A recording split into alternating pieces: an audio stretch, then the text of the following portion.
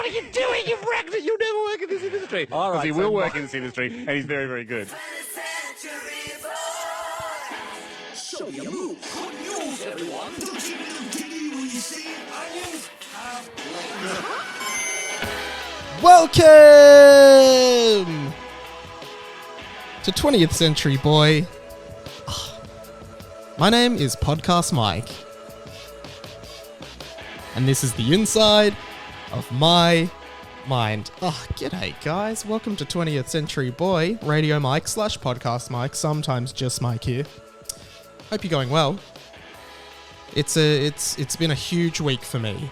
Some of you might have seen some announcements I made online this week. But if not, welcome to the podcast. If this is your first one listening to it, probably a good one to start with, actually. Not a bad one. I mean, we are coming close to the end of the year, but this is 20th Century Boy, a podcast by me, Radio Mike, a writer and producer from here in Melbourne, Australia, just trying to make his way through life. And it's the conversations you wish you were having about the stuff that nobody else cares about. That's the conceit of this podcast. The conversations you wish you were having. Because you go through life a lot, and I say this a lot at the top of the podcast, you go through life a lot, and you're just having conversations you don't want to be having with people, just out of politeness, and that's fine. You know, hey, how are you? Yeah, good. What have you been doing? Not much. Cool.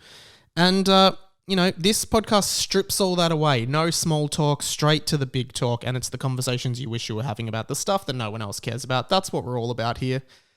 And a lot to get through on today's show.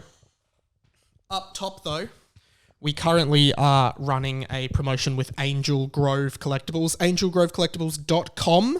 Use code RadioMike in all caps for 10% off your next purchase and go into the running to win a Charizard Pokemon card set. They have all collectibles from everything you were into as a kid, all nostalgic stuff. Pokemon, Dragon Ball Z, Digimon, Power Rangers, Ninja Turtles, whatever you're looking for, go to angelgrovescollectibles.com and pick it up. You could win from them the Charizard Trainer Pack, which is worth like $250, or from me, if you use that code and send me a screenshot of you using that code, I am giving away both this Dragon Ball Super Master Roshi figure. That's a great little gift you can get. Send me the screenshot. Or you could also win this Dragon Ball Super Saiyan God Vegeta constructible figure. Giving away both of those things at some point towards the end of the year. So get around it.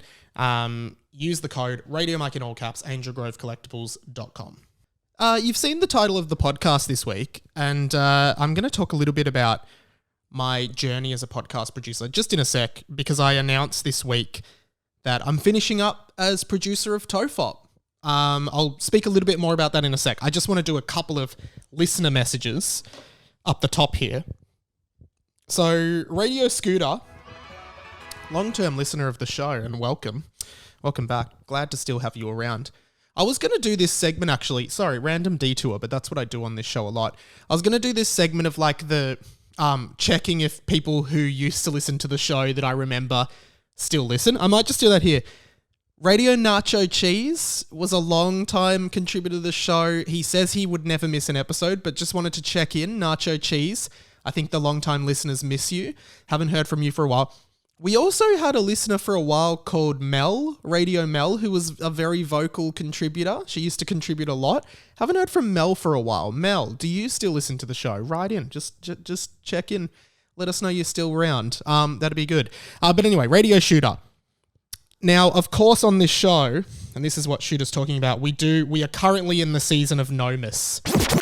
We wish you a Merry Nomus. We wish you a Merry Nomus. We wish you a Merry Nomus. It's the middle of the year. Celebrating Nomus. I love that opener. Celebrating Nomus at the moment. And, well, basically, it's the period in before December where we don't celebrate or think about Christmas at all. I'm loving it.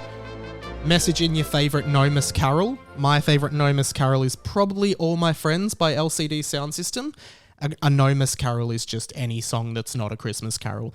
But Shooter's written in, Mike, You claim to be enforcing Nomus despite the fact that you were giving away a Christmas sweater as a part of a competition. That's true. More on the Christmas sweater giveaway a bit later in the show. But yes, we are giving away a Christmas sweater on the show, which inadvertently means we have to talk about Christmas during Nomus, which you're right, Shooter, does kind of completely dismantle the Nomus tradition. And I am deeply, deeply apologetic to all of the listeners for the fact that I am currently talking about Christmas in every episode of the show because of the Xmas sweater giveaway, but that's sometimes just how it works, guys. We also have Radio Emma Monk. Welcome to the radio family, Radio Emma Monk. Hey, Mike. Listening to the latest podcast, and of course, sorry, I should give context again. At the end of the year, the last show of the year, we're doing Gumball-orama. We are emptying a gumball machine. It's going to be really fun, but I can't find a gumball machine anywhere. I'm like, do they still exist? Is this 10 years too late? Emma Monk to the rescue. Hey, Mike, listening to the latest pod, and I can help you out with the gumballs. When I was in Victoria earlier this month, that's the state that I live in, I noticed 2 gumball machines while at the Spencer Street outlet.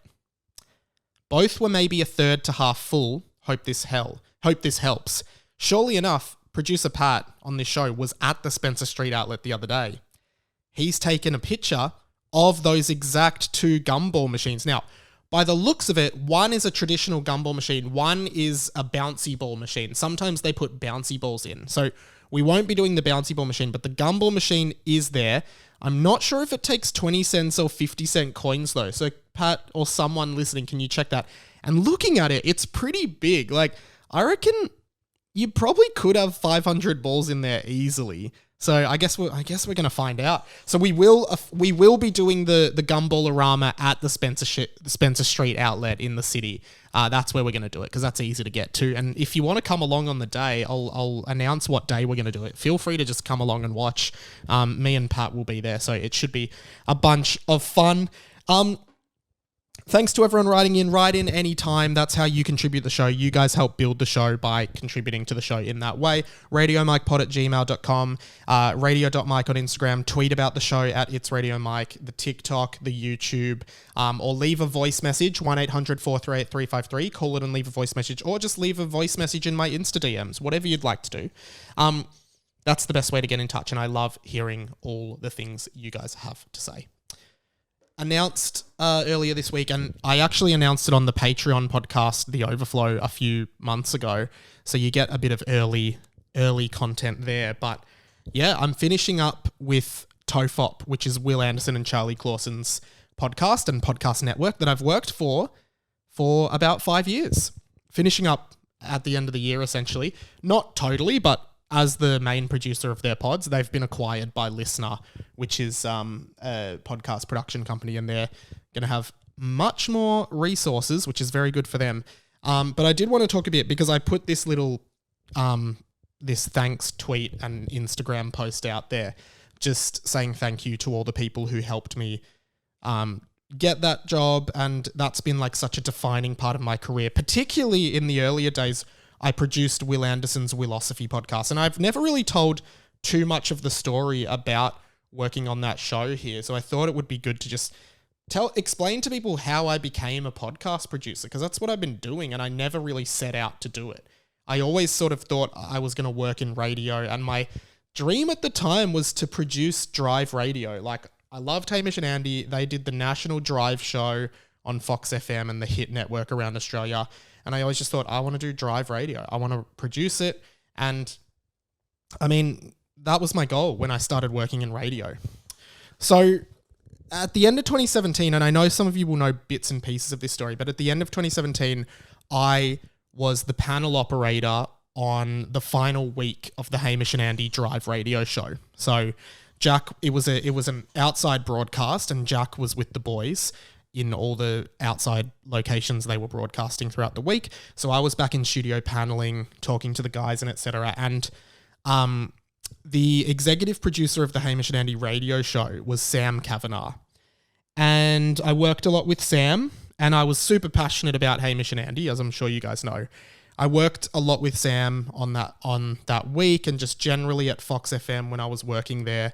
And Sam is an absolute legend. a lot of my career, particularly since, moving into podcasts is due to Sam sort of taking a shot on me and giving me a chance back in 2017, 2018. So once that all wrapped up, I sent an email to Sam and I basically said, hey, mate, just wanted to say that last week paneling of Hamish and Andy was like the greatest week of my life. That show has been a massive part of my life and I just wanted to thank you, etc., for all the opportunities. And he said, no worries, looking forward to seeing what your career does next. And then early in 2018, Sam sort of came up to me in the office, is like, hey, can I chat to you about this like opportunity I've got for you? And at this point, we hadn't started it, but I was going to start as the assistant producer on the Hamish and Andy podcast. That was the first year of the H&A pod. And Sam pulled me aside and he was like, and this is, I remember this conversation so clearly, and I was such a different person and it's so fascinating looking back. And he just said to me, look, I work with Will Anderson on his, Sam's like working as a consultant with Will and Charlie on their podcast network. And he said, Will does this podcast called Willosophy. It's run for about 2 years, but it's very irregular in its release and it doesn't have like any kind of release schedule. It has the potential to be a very big show, but it simply doesn't have a producer to keep it ticking along, and Will doesn't have time to actually produce the show. So I'm trying to convince him to put a producer on that show, and I think you should do it. And I was like, yeah, I'd love to do it. And that's kind of how it started. And then the next thing I knew, and I was freaking out, I was like, I'm not capable of this. I can't do this. I don't know how to do this. I don't know how to book guests. I don't have any contacts. I'm new to the industry, blah, blah, blah. And the next week, Sam had organised for me to meet Will. And that was the first time I met Will Anderson. It was in an office at Triple M because he was doing the Triple M breakfast radio show there. And I met Will and he was really nice. He's like, what are your thoughts on this? What is your goal? What are your goals? And I said, I think I want to produce Drive Radio, but I'm keen to like just get as much experience as possible, blah, blah, blah. And then I kind of had the job and I was like, great, let's record our first one next week. And we used to record it when Will lived in Melbourne. We would record it at Will's house. So I would drive to Will's house and I just sort of hang out with Will, and like I didn't know him that well. So at first it was kind of awkward and I wasn't sure like if I was imposing or not, but we'd go to Will's house, the guests would meet us there and we would record at Will's house. And I was just doing Willosophy and I was booking guests every week. And the idea and basically what I was tasked to do from Sam was, your job is to have a guest booked in and recorded every week for an episode to be released every week for the year. And if you do that, he thought the show would grow, it would become a profitable show, and it would become a big show. Now, I'm really proud of what we achieved with that because we did do that. And at the time Willosophy was running, it became probably the biggest interview podcast in the country. Now there's hundreds of them, but at the time there weren't really any. And we released episodes every week. We recorded every week, and I was just chugging along with it, and I felt really confident about how it was going, and I was really happy with everything I achieved on that show. It was amazing.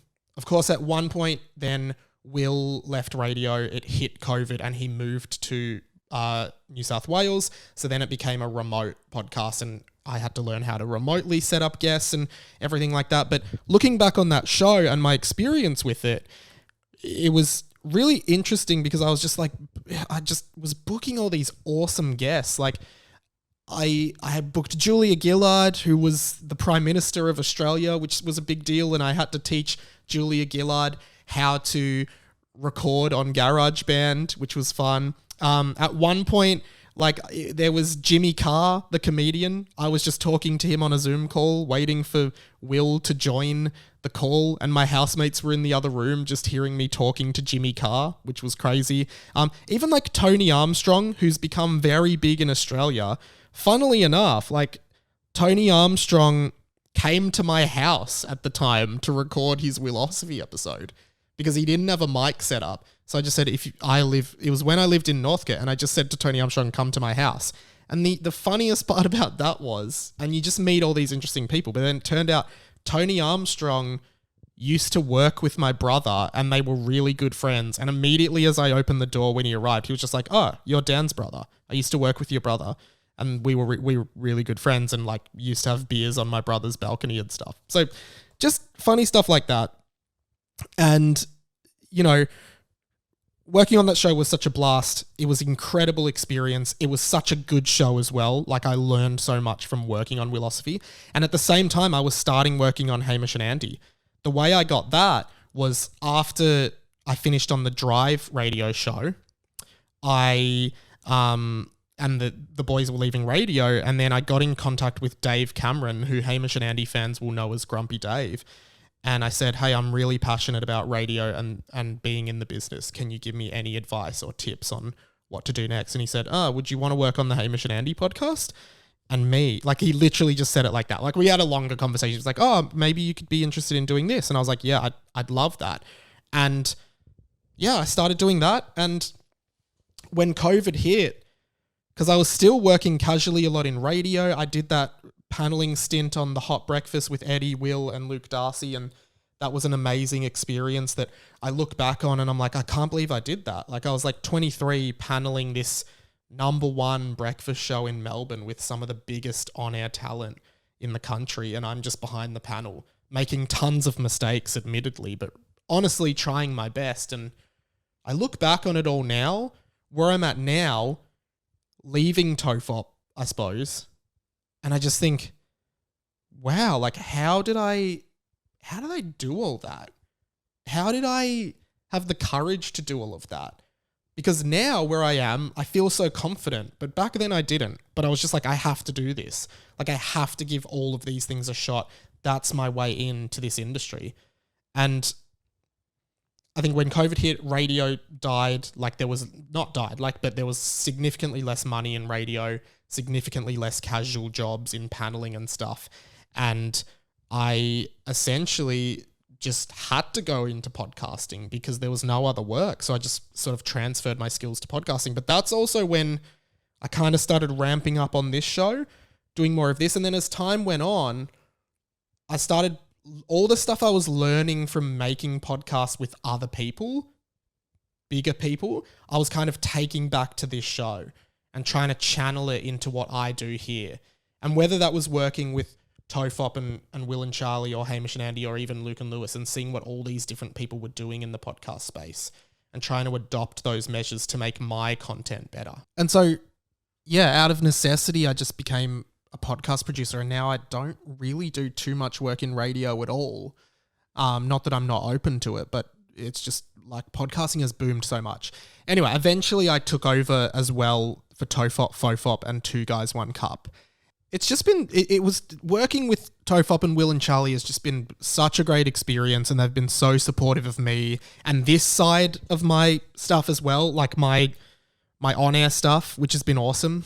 And Will as well has just from day one has like really embraced me as a producer, and I do feel really lucky, and I don't take for granted the opportunities that I've had. And I would say like a lot of it would have stemmed from not just like a lot of luck in the sense that I was definitely in the right place at the right time in front of the right people a lot.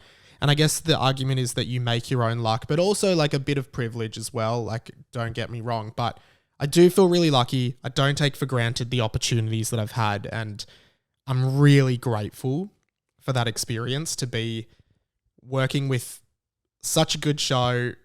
And Willosophy in particular, again, was so proud of what we achieved with that, and just the caliber of guests we got on, the output of that show, and the quality of the conversations that that show would allow. And to be creating that space and to be creating those conversations for people at a time where, again, those kinds of podcasts, at least in Australia, weren't very big. Now, I personally feel like a lot of podcasts are just celebrity talking to celebrity friends, or the same guests go on every podcast to promote their book or to promote their album or whatever it is. And it's just the same conversations across the same with the same people across the same platform. And it's like, that's why this podcast is the conversations you wish you were having about the stuff no one else cares about. Because I guarantee you won't hear the stuff I talk about on this podcast on any other podcast in the country. That's the Mikey guarantee. But anyway, life as a podcast producer, it's been really fun. It's been awesome. I still am one, by the way. And the other thing is, I'm not really like leaving that much. Like, I'm still working with Tofop as like a digital producer, editing like clips and videos and stuff. So I'm still working with them in that capacity. And as well as that, I'm still working on Two Guys, One Cup, the AFL podcast. So barely anything's changing, guys. I'm just making a big song and dance, but I am still working on the footy podcast. So just confirming that Mike's bigger year of footy will go ahead in 2023 as planned. It'll be Mike's much bigger year of footy. It'll be a huge year, and I'm very excited for it. So, yeah, I'll no longer be on Tofop, and if Philosophy comes back from its hiatus, I won't be working on it. But I'll still be on Two Guys, One Cup, and I'll still be around. And Charlie even said I might pop up on Fofop, which I've been on a few episodes of in the past. So yeah, really cool, really grateful, and wanted to take some time on this pod to talk about that part of my career. And special thanks to Sam, Will, and Charlie, and James Fosdyke, the artist for Tofop, who have worked with me and been amazing people to work with over the years. So thanks to those guys, and awesome part of my career that I am so grateful for. Now, I do have a bunch of things that I need to rant about on this show, and as you know, this show is a lot just Mike ranting about stuff that kind of annoys him, but, you know, has to be said, really. And I wanted to talk about this, one of the funniest bits of news from the week that I honestly cannot believe.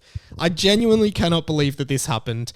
If you didn't hear, or if you don't care, Neighbours is coming back to TV. Carl, Tony, have you heard the news? What is? We're coming back on Amazon Freevee. Neighbours, the Australian soap opera that ran for, I think, 37 years before ceremoniously being taken off air earlier this year, is coming back within about 2 months of it being cancelled. Now, here's what I think is really funny about this, and I think everyone would feel kind of the same, because, you know, I've said this on the pod before, I was a big Neighbours fan when I was like 10 and 11. Like, my mum was always really into soap operas, like the Australian ones like Neighbours, Home and Away, the American ones that play at like 5 o'clock, Days of Our Lives, and whatever that other one is. And so I used to watch Neighbours with mum all the time, used to love it, obviously grew out of it, but, you know, I always did feel like Neighbours was like an iconic Australian soap opera that was never going to end. I think a lot of people felt like it was never going to end. And it just your typical soap opera, murders, deaths, arsons, affairs, pregnancies, explosions, everything, you know. The world's most dangerous street is Ramsay Street in Neighbours. And, you know, they did this, and a lot of international now talent started on Neighbours. So Margot Robbie, everyone knows, started on Neighbours as Donna Friedman. Everyone had a crush on her back then as well. Guy Pearce started on Neighbours. Kylie Minogue started on Neighbours. Who else started on Neighbours? Man, lots of people. Just believe me. Lots and lots of people. Oh, Delta Goodrem. You know, lots of people. And a lot of people saw it as like a training ground as well for young acting talent. And, you know, it's an Australian iconic show. So I think it was quite sad for people when it was announced that Neighbours was ending. It's like, and essentially the UK was really chiefly funding Neighbours because it was so big as an export to the UK. So a lot of the funding for the show came from the UK. And then whoever it was in the UK, I can't remember which channel it was, but they said, hey, we want to invest this money into local content, so we're no longer supporting Neighbours, and that was enough to pull the plug. No more funding, can't make the show. Neighbours was gone. They did this big finale. It was actually the most watched program of the evening. Kylie Minogue came back. Guy Pearce was a main character. A few other people from the original Neighbours, like from the 80s, came back. And, you know, a lot of people watched it. It was nostalgic. It was fun. And I watched it with Mum, and I honestly thought it was nice. Like, I thought it was a good way to send off the series. And, you know, it was good. And then, you know, this big song and dance, huge publicity tour. Toadie from Neighbours is on every TV show, every radio show talking about Neighbours. He's like the most long-running cast member on the show, just talking about it, doing the rounds and etc. And then, you know, then it's gone. Goodbye. Neighbours is over. That was fun. 37 years. See you later. Literally 2 months later, we get this announcement. Neighbours is returning thanks to Amazon Freevee. That's right, Amazon Freevee, a streaming service that I have never heard of. I literally have never heard of Amazon Freevee, and I don't know what it is. But Neighbours is returning and being funded by Amazon, essentially. And the irony of, like, this huge finale episode bringing back all the guests, and then for you know, for this ultimate farewell, this final goodbye to Neighbours, neck minute, hey guys, Neighbours is back. We're starting again next year. Everything's the same. All systems go. It's like the most ironic thing ever. Like, hey guys, Kylie Minogue isn't going to come back in 2 more years when Neighbours inevitably gets cancelled again and do another finale. You should have copped that as your finale. None of these actors are going to come back again in another 3 years or 4 years or however long Amazon is going to pay for Neighbours. I don't think it's going to be too long. But they're also bringing the whole back catalogue to streaming, which I think is kind of cool, because sometimes I'm like, I remember loving like this storyline on Neighbours. I wish I could kind of just watch that storyline again for like 3 weeks. That would be really cool. But yeah, I think it's really funny and ironic. And I'm not disappointed it's coming back. Like, I don't really care. I don't know what Amazon Freevee is. I know they're airing on Channel 10 here in Australia. Then they go international to Amazon Freevee. Again, no idea what that is. I've never heard of it. I love how they talk it up in the Neighbours Returns clip, as if everyone knows what it is. Carl, Tony, have you heard the news? What is? We're coming back on Amazon Freevee. No idea what it is, but yeah, Neighbours. Everybody needs them. Good neighbours and good friends. Glad they are back. As well as that, there's a few things I wanted to follow up on from last week. I spoke last week about Pokemon designs declining in quality. Classic nerdy stuff to talk about in this show. Got a lot of feedback from you guys. Patrio Gannon-Bort, one of our Patreon supporters, wrote in. He said, I definitely disagree with the Pokemon take. There may have been some dud Pokemon, but at the core of their design is a concept. Whether that is as simple as a fire dragon or a spooky ghost or something like a soccer player or an archer, it just comes back to element and concept. I don't think they could have gotten away with continuing to do animal element. At the heart of it though, people would be unhappy with whatever decision was made, and this is just the lesser of the evils. I agree. Like, no matter what happens, people are always going to be annoyed and disgusted in the new Pokemon. Anything new, people are like, what is this? And then inevitably it just ends up growing on everyone. I remember when I heard the Green Day album, Father of All, which is their most recent album, which everyone thought was terrible. Like, everyone was like, this is the worst album ever. And I thought that too. But now I really like it and I listen to it a lot. And I'm always like, oh, this music is really good. And I think if a band that wasn't Green Day put this album out, it would have been really big. It's just that it's so removed from what that band was that people don't like it. So I think it's always like that. But I did get a lot of comments when I put it up as a clip, because the clip went a bit viral across YouTube. I think it got like 15,000 views or something. Got a lot of comments, and because of that, I actually want to resurrect a segment I've only done once a few weeks ago. And, well, it's this. Ladies and gentlemen, it's time for the dumbest comment I received all week. And we've got a huge fuckwit tonight. Here's your host, Radio Mike.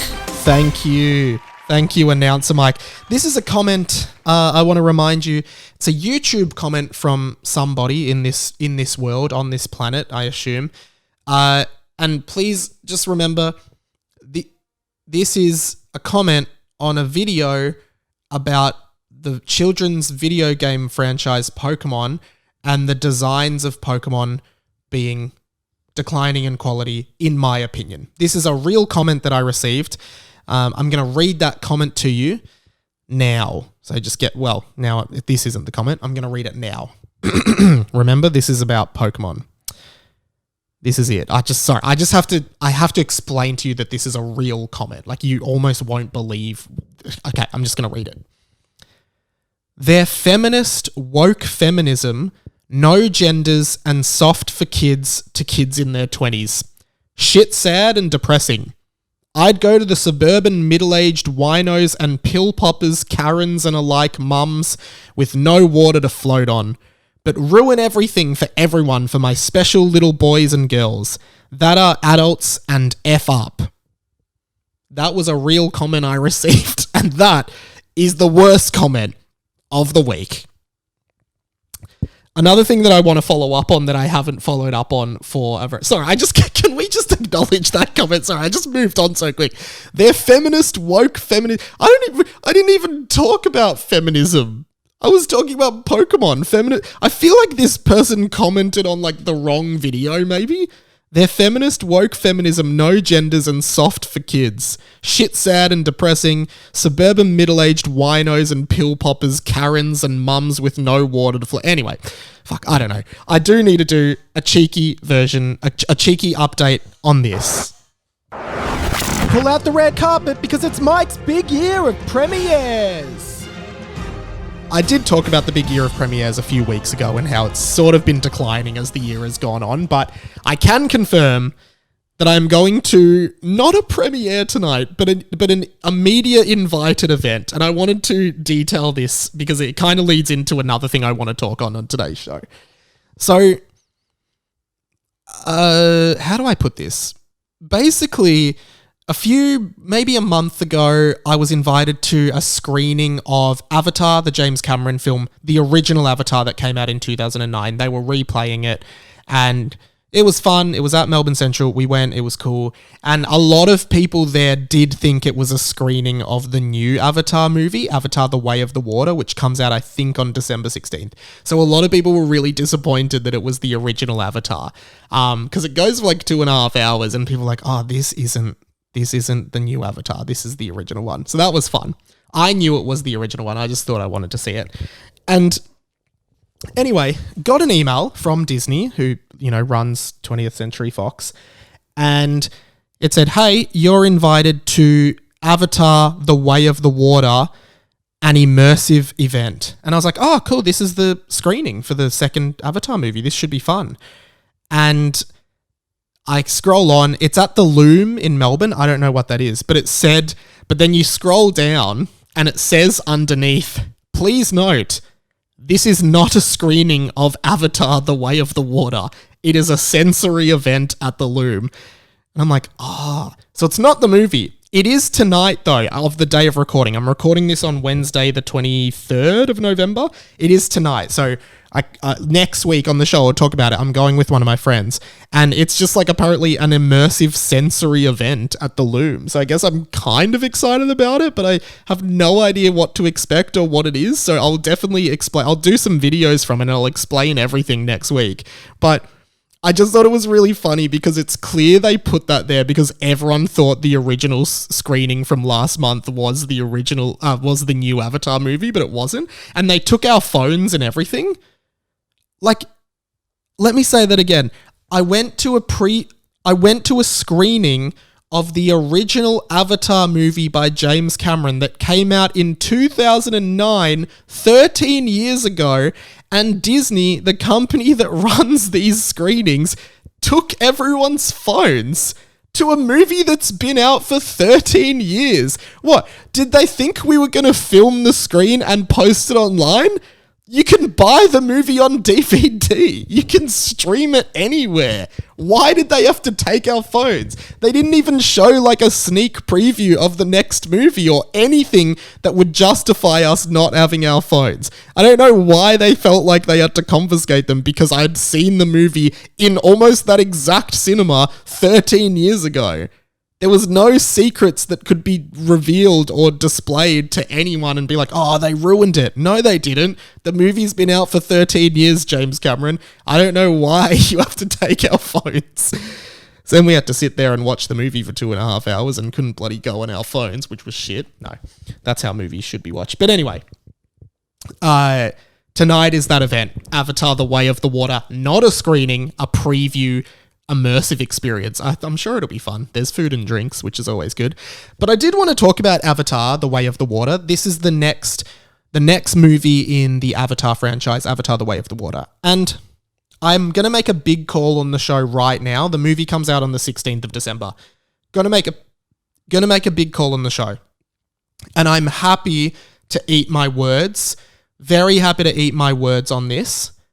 I think that Avatar: The Way of the Water is going to be a commercial flop at the box office. Calling it now. And there's a bunch of reasons for this. Number one, and people will be like, no, the first one was the highest grossing film of all time. Admittedly, that is correct. Avatar, the original, is the highest grossing film of all time. I think it's like in the 2 billions now, right? Highest grossing film of all time. But here's the thing about the original Avatar. The entire movie was sold on the 3D gimmick. Like, the whole thing was like, oh, it's 3D, it's awesome, you have to see it. And they marketed that so well. And it was good. Like, whatever you think about the movie, visually that movie was a very good 3D movie. And after its success, because it made so much money at the box office, every single movie, if you go back to 2009, 2010, 2011, there was like 3 years there where every single movie was shoehorning 3D into it because they thought that was what was big and hot and popular at the time, trying to ride off the coattails of Avatar. 3D, it's a fad. And for a while there, it was a thing, and I hated it. Every time you went to the movies, it was like, do you want a 3D screening? And it's like, no. And you'd have to pay extra for the glasses. Hated it. And the other thing was, Avatar was designed for 3D. Like, the whole vision of that film was to use this and showcase this technology. Whereas all these other not copycat movies, but movies like, Saw did a 3D and it was called Saw 3D. Final Destination 3D. Like, all these horror movies, these cheap horror movies and stuff. And pretty much everything. Like, I'm sure there was some big franchise movies that were in 3D and stuff. And it was just like, these aren't made for 3D, but you're purposely shooting them to have moments that could become 3D, and it's shit. Whereas Avatar was designed for it, and I personally thought it was really good. And I think the combination of like being a really big science fiction film that was showcasing this really cool new technology of 3D that was made by James Cameron, who was already a very established director, and then selling the shit out of that, particularly the 3D, and the word of mouth of like, you have to see this, it's so immersive, it's so amazing, it's so beautiful, which may be true if you think that. That's what led that movie to becoming the highest grossing film of all time. And I don't think it's undeserving. But from there, the variables start to waver a bit, in my opinion. That was 2009. And as soon as it became very successful, all of a sudden it was like, James Cameron confirms there are going to be 5 Avatar movies. There's going to be 5 movies with the next one out in a few years, right? Well, it's been 13 years and finally the second one is coming out. The problem with that, no one cares anymore. People barely cared about the story of that film. It was a retelling essentially of like Pocahontas, right? It was nothing groundbreaking in terms of storytelling. It was the technology that sold it. And in 2022, we are so over that technology. No one will care about it if they're doing it in 3D again. No one cares. So no one cares about the story and no one cares about the technology or the visuals anymore. We've seen it before. What could possibly be in this film that would make people want to see it? The marketing of the film is really lax. They're barely pushing it. And if this one isn't successful, I can hardly see them justifying making 3 more. I think the biggest thing that ruined it for Avatar: The Way of the Water is the distance between the first one. Going from 2009 to 2022, you've lost all hype and momentum and you're now going with nostalgia. all those franchise, like horror movies and franchise movies, they go out year after year to keep the hype train going and milk the gravy train. You leave 13 years behind a release, you're almost not even at nostalgia yet. You might need to wait 20 for that. So I just think it's a really stupid thing, and I would be very surprised if Avatar 2 even comes close to what Avatar 1 did. I don't think it's going to be a bad movie, by the way. I think critically it will be quite successful and popular. I think it will be a visually great film. I think it'll be a well-received film. But I think commercially, the interest is gone from the common moviegoer. I don't think many people are going to pay to see Avatar 2 13 years after they saw Avatar 1, didn't really get it, and thought it was like visually cool, but don't feel like they need it again. Especially because in the past 13 years, think of how many like technological breakthroughs there are. The other thing is it's over 3 hours long. And that's the other thing it has working against it. Over 3 hours long in 2022, it's just like you're not going to attract anyone that's not like a film buff, and you'll get film buffs going, and that's why I say it will be a critically acclaimed film. But the everyday film goer these days wants shorter movies, not extremely long movies. 3 hours plus is long. I'd say 2.5 hours now is very long. Give me a 90-minute film. That's all I want in my life. All I really want in my life, if I'm watching a movie, is for that movie to be 90 minutes max. Anything over 90 minutes, I don't care if it's 91 or 119, I don't want it. I want to sit down for 90 minutes and watch a film. Good. Okay, I'll give you 1 hour 45. Anything over 1 hour 45, it's a no from me. There are so many great movies at that length. Truman Show, I think, is just under 2 hours. The Emperor's New Groove, under 90 minutes. School of Rock, it's about 100 minutes. So many classic movies are less than 2 hours, I think. And that's what people want. That's what we want. Our brains are so scrambled from TikTok and Instagram and Twitter and all this other shit that we're looking at throughout the day. We don't have time. We simply don't have time for a 2.5 hour film. Don't make them. Movie studios, listen up. Don't make long movies. Just give us 90 minutes so we can get the fuck on with our days. Anyway, Avatar, 3 hours. Bit indulgent, James. And I think you are going to be disappointed when you see the extreme drop in revenue and gross from your film. I just don't. I really don't believe that it's going to work. I'll see it, but I won't enjoy it. I won't enjoy having to spend 3 hours plus there, but I'll still see it. Couple more things on today's show. I don't even know how long we've been going for. Let me just check that. Yeah, okay. Speaking of movies, and this is another classic old man Mike rave, I saw the trailer for the new Pixar movie, Elemental. It's been a big year on this show for Mike ripping into Pixar movies. Of course, the Buzz Lightyear movie was a big one for that. But there's a new Pixar movie. It's called Elemental, and people are gonna hate this take. I actually think that like Pixar movies now and lots of animated movies, and maybe they always have been, and I'm just like getting old and grumpy, being an old grumpy white guy, because Elemental is literally like all Pixar movies now are just like, what if X was real and what if X was a living being? How would that play out? Where X is like any non-human thing that becomes anthropomorphized by Pixar. Whether that's like literally it was emotions with Inside Out. And I guess it all started with toys in Toy Story. It's like, what if toys were real? Inside Out. What if emotions were real? And then I watched this, I think it was like a DreamWorks animated one I watched called Luck. And it's like, what if Luck were like creatures? Luck was a creature. And it was just a very, very stupid movie. And then this Elemental one is literally like, what if like fire, water, grass, and air were people, were like living creatures, what would they do? How would they interact? How would they go about their lives? And the storyline seems to be a fire girl and a water guy meet. It's like, oh, well, we can't be friends. You're fire, I'm water. How are we bloody gonna get along? I'll bloody put you out. But it looks like they fall in love in what seems to be alluding to some kind of Romeo and Juliet type situation in which, fire girl and water guy fall in love but can't really be together. But I think I can already tell you the message of the film is going to be like, it doesn't matter if someone's different, just embrace it, which is a good message for kids. It's just like, I feel like they're stretching now.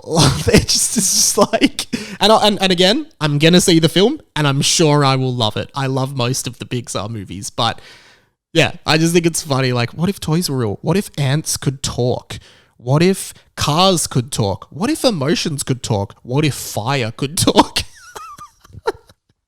Anyway, that's just my little rant about Elemental. I'm sure it'll be very good. Okay, I just want to wrap up with a little bit of updates. Some updates on this. Not that, this. Christmas sweater giveaway. Oh yeah! We're giving away your Christmas sweater from Typo. I love that segment opener so much. I think it's my favorite one on the show. Here we go, guys. I bought the Christmas sweaters online. They have arrived. I'm holding one up on the video version now. This is my one. It's custom printed to say Mikey. So it's a Mikey Christmas. Of course, we're in Nomus now, so please, my apologies for having to do this. But this is my one. So I've bought my one, and as I mentioned, you can win your own Christmas sweater, and here it is. It's really cool. You win this by being in the Patreon by the end of the year. By December 2nd it is. So if you're not in the Patreon yet, jump in the Patreon now. The draw is, I think, next week or the week after, and you could win this Christmas sweater. It's worth $50. I put mine on. It's quite a quality sweater. It's really nice. It's a nice jumper.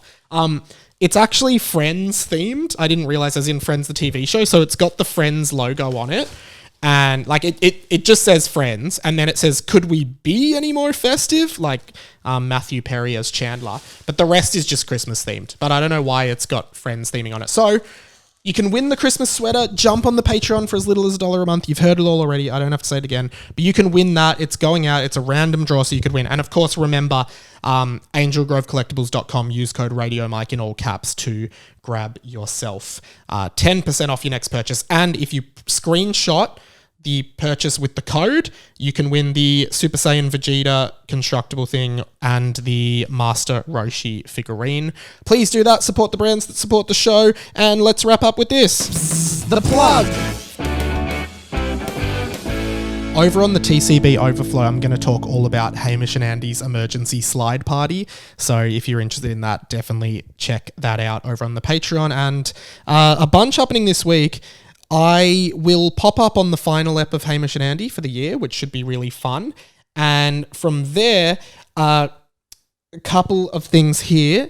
Firstly, I brought back Mike Talks, my sometimes bonus edition of this podcast that I sometimes do when I sometimes have time. It's on this podcast feed, so if you scroll up, you should see it. It was with Dave Ferrier and Dean Thomas, who have just created an Australian web cartoon series called Childish Dino, which is hilarious, and had some really great conversations with them because they're both radio people.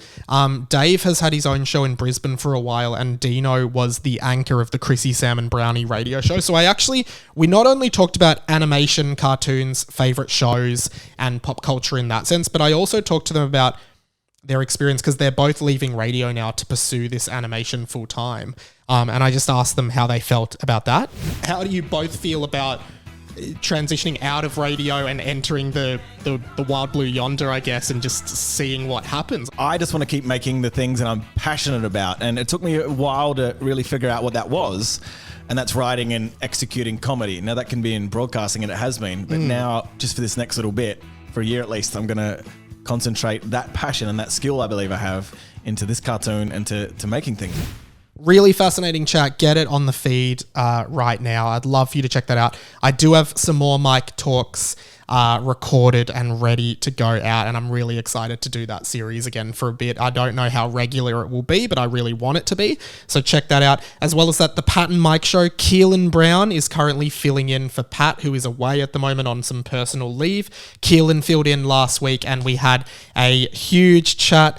And I can't even remember. Keelan has never played Pokemon, and on the Pat and Mike show, we deep dive on a topic I've talked about on the show. So we deep dived on Pokemon, and I just asked him if he could name any, and here's what he came up with, which I thought was hilarious.